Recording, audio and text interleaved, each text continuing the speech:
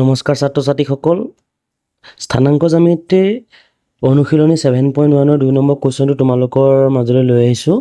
হয়, প্ৰত্যেকটো question important হয়, সেইকাৰণে আমি তোমালোকক এটা এটা কুৱেশ্যনকৈ সলভ কৰাইছোঁ আৰু সকলোৱে ভিডিঅ'বিলাক চাবা। ভিডিঅ'বিলাক যদি ভাল লাগে লাইক কৰিবা, কমেণ্ট কৰিবা, তোমালোকৰ যিমানবোৰ ফ্ৰেণ্ড আছে সকলোকে শ্বেয়াৰ কৰিবা।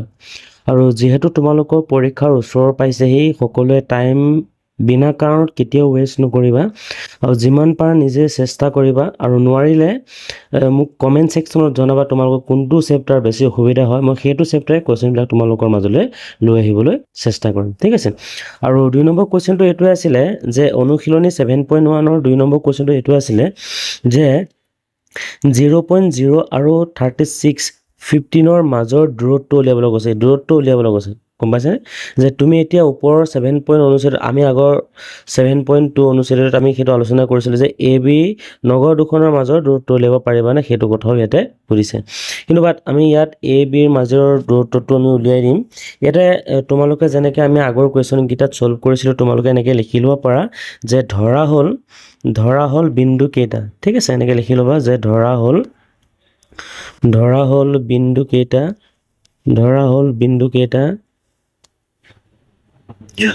বিন্দু কেইটা, এ বিন্দুটো কিমান আছে 0 0 আৰু বি বিন্দুটো কিমান আছে তোমাৰ 36,15, ঠিক আছে। এতিয়া এই বিন্দু কেইটা যে আমি এ বিন্দু আৰু বি বিন্দু বুলি গম পালোঁ, এইকেইটাকে তোমালোকে এনেকৈও লিখিব পাৰা যে x1ৰ মানটো আমি কিমান পালোঁ 0 আৰু y1ৰ মানটো আমি কিমান পালোঁ, y1ৰ মানটো কিমান পাম আমি, y1ৰ মানটো আমি 0 পাম। x2ৰ মানটো কিমান পাম আমি, x2ৰ মানটো আমি পাম 36, হয় না।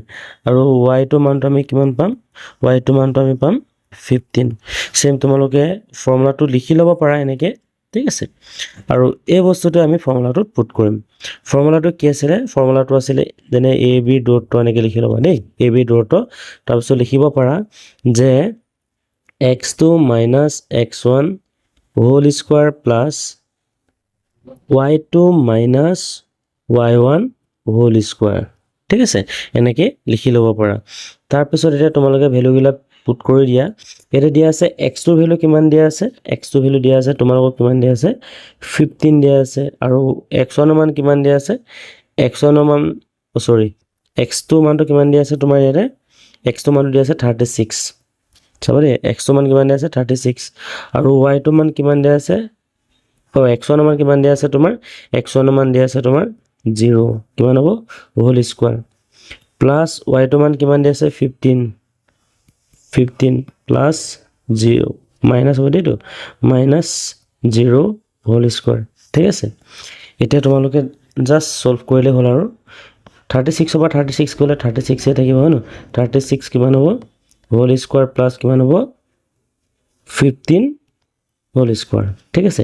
এতিয়া 36ক যদি মই হোল স্কোৱাৰ কৰোঁ কিমান হ'ব, তোমালোকক মই শ্বৰ্টকৈ কেনেকৈ মাল্টিপুল কৰিব পাৰে মই তোমালোকক ট্ৰিক্স কিছুমান দি দিম, যাতে তোমালোকে পৰীক্ষা হলত খুব সোনকালে পূৰণবোৰ তোমালোকে কৰিব পাৰা। ইয়াতে 36ক যদি মই স্কোৱাৰ কৰোঁ কিমান পাম 1296 পাম, ঠিক আছে। মই সেইটো মুখস্থ কৰা নাই, কিন্তু মই শ্বৰ্ট ট্ৰিক্সৰ সহায়ত মই কৰাই দিছোঁ, ঠিক আছে। মই তোমালোকক দেখাই দিছোঁ, মই পেনটো চেঞ্জ কৰি লৈছোঁ বা তোমালোকক দেখাই দিছোঁ।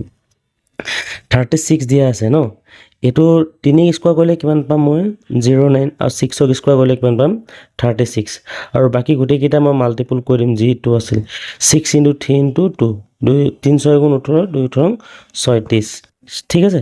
6 হ'ব 9 হ'ব, 9 3 কিমান হ'ব তোমাৰ 12, 1296, এইটো পালোঁ দেখিছেনে। প্লাছ কিমান হ'ব 15 স্কোৱাৰ হ'লে কিমান হ'ব 225, ঠিক আছে। আৰু এইকেইটা যদি মই সলভ কৰোঁ টোটেল মোৰ আনচাৰ কিমান ওলাব, ইয়াতে এইটো ওলাব 1521, ঠিক আছে। কিমান ওলাব 1521 ওলাব। এতিয়া 1521ক যদি তুমি সলভ কৰা, 1521ক যদি তুমি সলভ কৰা, ইয়াৰ আনচাৰটো হ'ব তোমাৰ 39 হ'ব, ঠিক আছে। এইটোৱে হ'ব তোমাৰ আনচাৰ আৰু সলভ কৰি চাবা, ঠিক আছে। যথেষ্ট গুৰুত্বপূৰ্ণ। মই শেষত 5 ডিজিট থাকিলে তোমালোকে কেনেকৈ সোনকালে সলভ কৰিব পাৰিবা, আৰু শেষত যদি 5 ডিজিট নাথাকে অন্য নাম্বাৰ থাকে কেনেকৈ তোমালোকে সোনকালে সলভ কৰিব পাৰিবা, তাৰ এটা ভিডিঅ' লৈ আহিম তোমালোকৰ মাজলৈ খুব সোনকালে। আৰু সেই ভিডিঅ'কেইটা চালে তোমালোকে এক্সামত MCQ বিলাক খুব সোনকালে সলভ কৰিব পাৰিবা, ঠিক আছে।